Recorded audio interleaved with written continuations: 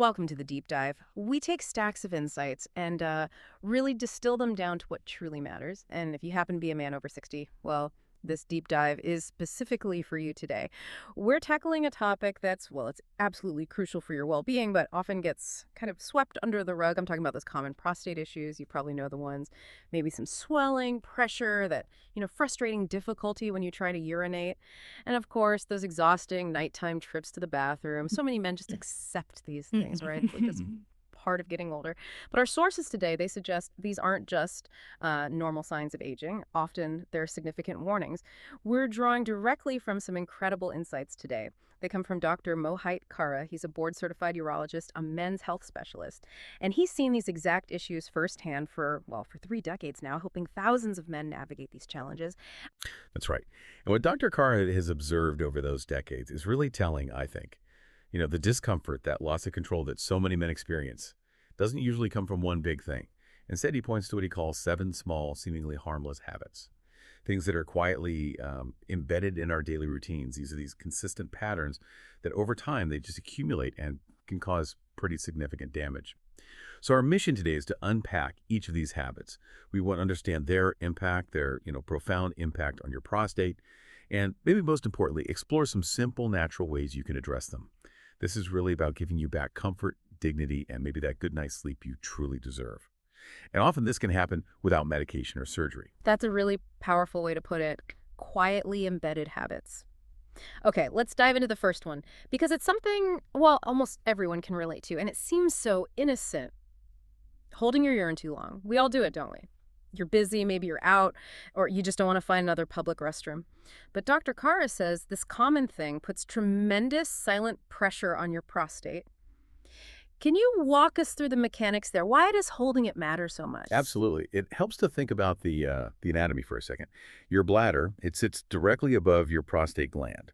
Now, when it fills with urine, it expands. You're like a balloon. You empty it regularly, that pressure gets relieved. Simple enough. But if you consistently hold it, especially day after day, that bladder balloon just keeps stretching and critically pushing downward right onto your prostate. Dr. Carr uses this vivid description. He says it's like leaning a brick onto a sponge again and again. Over time, this constant, maybe gentle but persistent pressure causes the prostate tissue itself to swell up, thicken, and become inflamed. Wow, a brick on a sponge. That really paints a picture. It does. And the consequences, well, they're quite significant.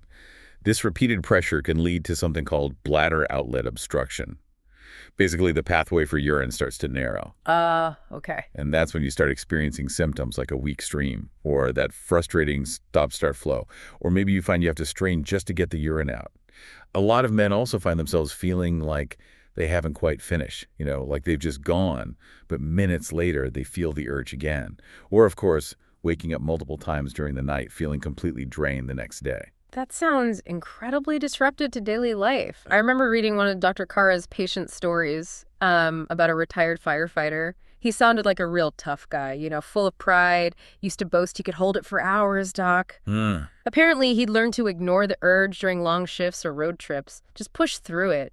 But then as he got into his early 70s, he was waking up maybe 5 times a night. That sense of control he once had, gone, replaced by anxiety about every little outing. What did his journey sort of reveal about the cumulative impact of just that one habit? Oh, his story is a perfect illustration of that cumulative effect. It really is. The long-term damage, it truly does build quietly. And it can actually shift the fundamental structure of your bladder, your urethra, and your prostate over time. And that makes future healing, it just makes it harder. Dr. Khera emphasizes this isn't about weakness at all. It's about wisdom. It's about learning to respond to your body's signals when they happen. That simple act, just going when you feel the need without putting it off, can significantly reduce that constant pressure. It helps calm inflammation and just allows your entire urinary system to function more smoothly, more naturally. It's a powerful shift, but remarkably simple. That makes a lot of sense, respecting those signals. Yeah. Okay, so if listeners thought holding urine was maybe a surprising habit, this next one often catches men off guard because it seems unrelated, right? It has nothing to do with your bladder, really, and everything to do with your bowels. Habit number 2, ignoring constipation. It's often overlooked, but Dr. Khera points to a really profound connection. What exactly is that link? It's a critical insight, actually, and one that's easily missed. The striking thing here is the direct physical closeness, the proximity. When your bowels are full, especially the lower colon and the rectum, they literally physically press right up against the prostate gland. Just imagine that stool sitting there day after day. It acts just like that brick leaning into soft tissue we talked about. This constant external pressure causes irritation and congestion for the prostate, which is already a pretty sensitive organ. So it's not just the discomfort of constipation itself, but that direct physical pressure. Exactly. But it actually goes even deeper than just the physical pressure. There's more to it. When stool sits in the colon for too long, it significantly changes the bacterial environment in your gut. We call this dysbiosis. And this imbalance, it can lead to increased systemic inflammation, meaning inflammation throughout your whole body. And for men over 60, guess which organ often seems to bear the brunt of that inflammation? The prostate. Yes, the prostate. Yeah. That inflammation promotes cell proliferation, basically. Cells growing faster, contributing directly to the enlargement and hardening of the tissue. Yeah. So from a broader view, constipation acts like a chronic low-grade stressor on an already potentially burdened organ. It affects this delicate space down there that just doesn't thrive with congestion. That's a really clear explanation, linking the gut to the prostate through inflammation. Can you share one of Dr. Carr's patient stories about this? Maybe how simple changes helped? Certainly. Dr. Khera often talks about James. He was a man in his late 60s, and he genuinely considered going every 3 days as perfectly regular for him. He was actually quite shocked to learn that this chronic backup, this constipation, was placing direct, constant pressure on his prostate. James's journey involved some pretty simple changes, nothing drastic. He started drinking more water throughout the day. He made an effort to include more cooked vegetables, some oatmeal, prunes, the classics, and even added some ground flaxseed to his diet. And the results? Well, I started having more comfortable bowel movements, obviously. But more importantly for this discussion, he also started waking up fewer times at night. His urine flow actually improved, and that persistent pressure he felt in his lower abdomen lessened quite significantly. His experience really highlights how critical just simple bowel regularity is for prostate comfort and function. It really does. It underlines that constipation is way more than just a digestive issue, particularly when we're thinking about that delicate area around the prostate. Okay. Now, here's where it gets particularly interesting, I think, for many retired men. After decades of hard work, maybe you feel you've earned the right to relax, perhaps in that favorite soft recliner. But Dr. Khera warns that long hours of sitting, day after day, can unknowingly sort of choke the very area where your prostate lives. How does that work physiologically? Sitting seems harmless. Yeah, it does seem harmless, but this brings up a really important point about our modern lifestyles, which are often quite sedentary, especially after retirement for some. See, prolonged sitting causes stagnation.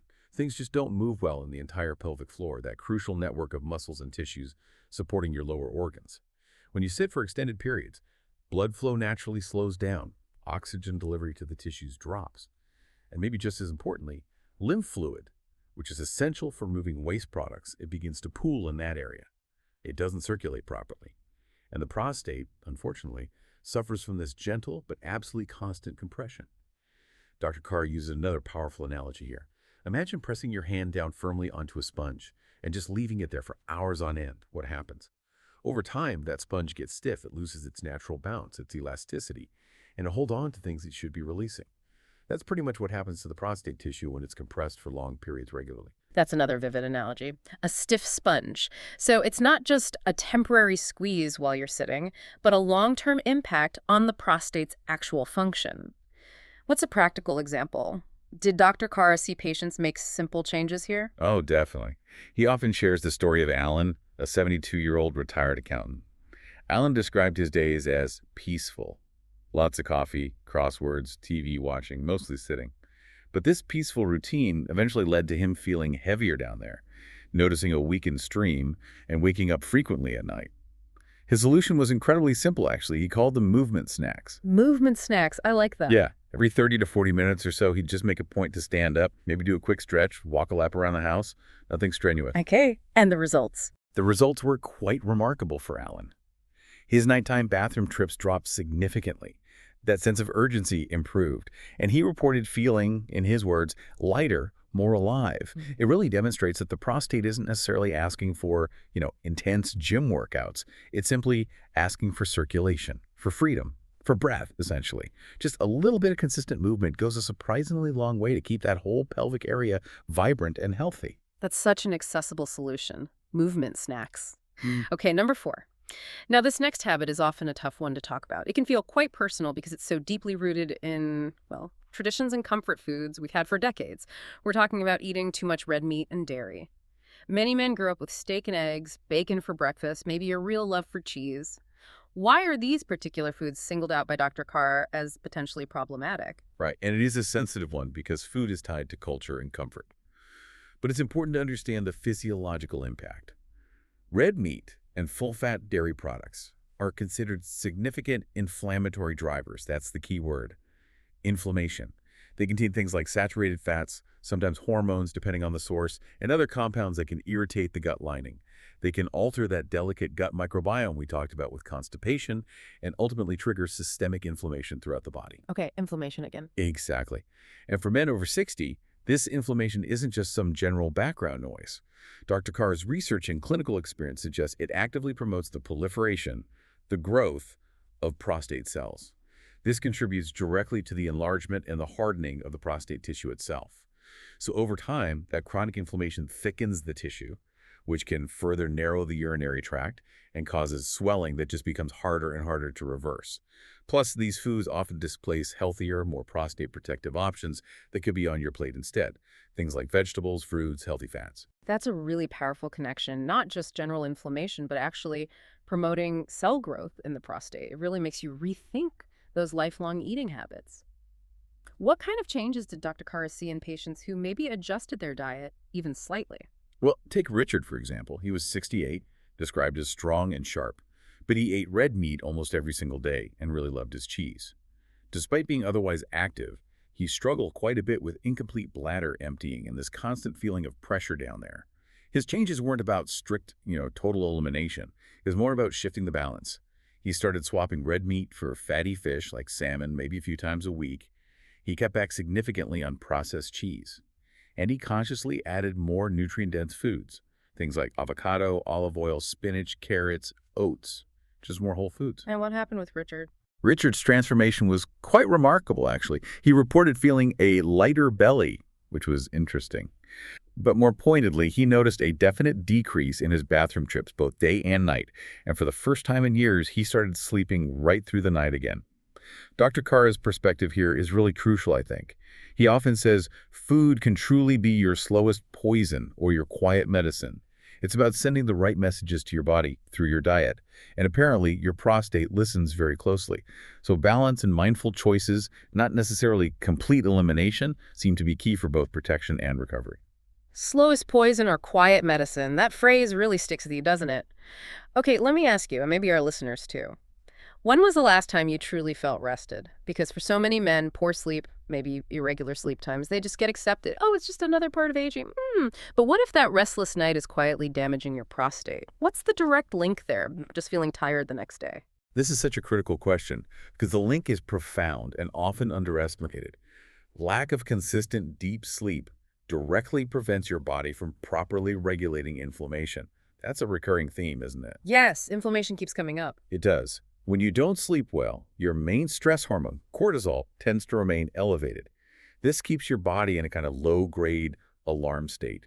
This chronic cortisol elevation directly interferes with cellular repair processes and those inflammatory pathways within the prostate tissue itself. It essentially prevents the gland from entering a state of restorative healing overnight. It keeps it on high alert, if you will. High alert instead of rest and repair. Exactly. And furthermore, deep sleep plays an absolutely essential role in hormone balance. It helps regulate testosterone, melatonin, and other critical hormones that are vital for overall prostate health. Broken or insufficient sleep disrupts these natural rhythms. And that disruption can lead directly to symptoms like more frequent urination, a weaker stream, increased urgency, and even persistent pelvic tension. It really is a cascade effect. Wow. So sleep isn't just about feeling good mentally, it's about fundamental physical repair, especially for the prostate. Do you have a story that illustrates the impact of improving sleep habits? Absolutely. Dr. Carr spoke of a patient named George, 70 years old, a former military man. George described his own sleep pattern as chaos for his prostate. He'd often fall asleep watching TV in his chair, then wake up around 2 a.m. wide awake, and then maybe doze off again later towards morning. Very fragmented. He implemented some simple nighttime routine changes, Things like no screens after 9 p.m., dimming the lights in the evening, maybe enjoying a calming herbal tea, and crucially, maintaining a consistent bedtime and wake-up time, even on weekends. Simple changes, but consistent ones. Yes, and for George, the outcome was profound.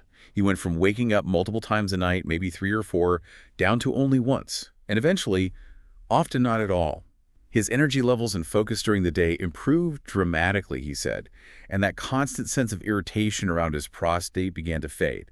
It really underscores that sleep is the body's primary repair window, is when inflammation settles down, hormones regulate, and your entire system gets a chance to return to balance. Its importance for prostate health is, I think, vastly underestimated by many people. That's a really powerful argument for prioritizing good sleep hygiene. Okay, we're moving through these habits. Now, this next one, number 6, might stir up some resistance. Because for many men, an evening drink is, well, it's a ritual, isn't it? A source of comfort, relaxation, familiarity. We're talking about drinking alcohol, especially in the evening. How does alcohol specifically impact prostate health and urinary symptoms? Yes, this one can be tough because it's often tied to unwinding and social habits. But alcohol delivers a distinct triple hit, as Dr. Caro puts it, to the prostate and urinary system. First, it's a diuretic. That means it significantly increases your urine production, more liquid going through the system. Second, alcohol itself directly irritates the delicate lining of the bladder and the urethra. It's an irritant. And third, it actually disrupts the hormones and the neurological signals that normally help regulate nighttime urination, telling your body to produce less urine while you sleep. So when you combine those three things, you get basically more urine, more irritation, and more disruption for the prostate and bladder function. From a holistic view, it really is a perfect storm for making urinary symptoms worse, especially at night. So it's not just the volume of liquid, like drinking water would be, but the specific irritating and diuretic properties of alcohol itself. That's exactly right. And we also can't ignore the dehydration factor that often comes with alcohol consumption. Alcohol actively dehydrates the body. This makes your urine more concentrated and more acidic. And this more acidic urine is inherently more irritating to the bladder lining and the surrounding tissues. This directly increases that feeling of urgency and the frequency of needing to go, particularly at night when your body is trying to rest and repair. Okay, that makes sense. Dr. Carr recounted a patient named Carl, 66 years old. Carl enjoyed 2 glasses of red wine every evening. Not excessive by some standards, maybe, but he was consistently waking up 2 or 3 times every night. What kind of changes did Carl make, and what happened? Carl decided to try an experiment, make a straightforward deal with himself. He decided he'd skip the wine during the week entirely. He'd save just 1 glass for Saturday night as a treat. Alongside that, he made a conscious effort to increase his water intake during the day, to stay better hydrated overall. And critically, he made sure to finish all liquids, water, tea, everything about 2 hours before he planned to go to bed. Okay, a clear plan. What were his results? Carl's results were pretty compelling, actually. His nighttime bathroom visits dropped by half almost immediately. His sleep deepened significantly as a result, and he reported waking up with much more energy during the day. His story really prompts us all to ask ourselves that question. Is this particular habit still serving me? Or is it quietly stealing my comfort, my sleep, and maybe my overall peace of mind?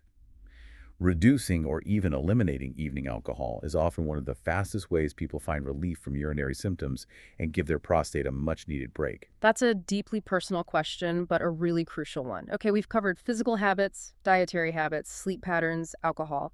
But this last habit, number 7, might actually be the hardest one to address for many men. Because it's deeply personal, it often stems from how men are taught, or maybe how we learn, to deal with discomfort or vulnerability. The habit is ignoring symptoms due to embarrassment or stoicism. What's the real consequence of this habit, according to Dr. Khera? This really raises an important, maybe even cultural question about how we as men often approach our own health concerns. A very common scenario Dr. Khera sees in his practice is men waiting months, sometimes even years, before they seek help for prostate symptoms.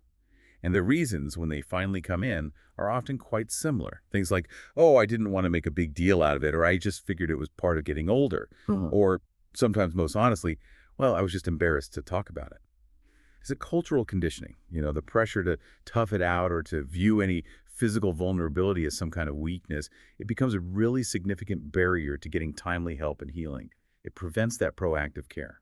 It sounds like it's more than just a personal struggle then. It's almost a systemic issue tied to societal expectations of masculinity sometimes. Can you tell us about a patient who maybe exemplifies the impact of this reluctance to speak up. Yes, Dr. Carr often shares the really powerful story of Tom. Tom was 74, a retired construction worker described as tough as nails. Tom struggled with worsening prostate symptoms for over a year. He found himself gradually avoiding public outings he used to enjoy. Long car drives became stressful. He wouldn't even consider flying. And intimacy with his wife had quietly just disappeared from their lives because of his symptoms and his reluctance to address them. He just didn't want to talk about it, fearing he'd appear weak or somehow diminished in her eyes or his own. He tried to manage it all on his own, but of course, the symptoms only got worse. That's heartbreaking, really, how it impacts not just health, but relationships and quality of life. It truly is. And what stands out here is Dr. Carr's very direct medical truth on this matter. He says, silence is not strength, it's surrender. Ignoring symptoms doesn't make them magically go away. It allows them to grow, to become more entrenched, often making restoration and treatment much harder down the line. Dr. Carr emphatically reassures men, and we want to echo this, that these symptoms are real. They are valid. And crucially, they are often very treatable, especially if caught earlier. You are absolutely not alone in experiencing them. That's such a powerful and important message. Silence is not strength, it's surrender. It really highlights the truly powerful shift that can happen when men do break through that hesitation. What happened with Tom in the end? Well, once Tom finally sought help, got a proper diagnosis, and started implementing some simple lifestyle changes, many of the very things we've discussed today, actually he slowly but surely began to regain control. He started sleeping better, which was huge for him. And perhaps the most poignant part of his story was that he booked a vacation with his wife, something he hadn't felt comfortable or confident enough to do in years. He apparently said, I feel like I got part of my life back. Hmm. And that really underlines the core message here. You are not weak for needing help. You are actually wise for taking action and advocating for your own health and well-being. That's a fantastic outcome for Tom and a really hopeful note to end on regarding these habits. Thank you so much for engaging with us on this deep dive today. This isn't just about some abstract gland. It really is about your daily life, isn't it? Your dignity, your sleep, your strength. It's about how you feel in your own body as you age and how much comfort you truly deserve to have. Absolutely.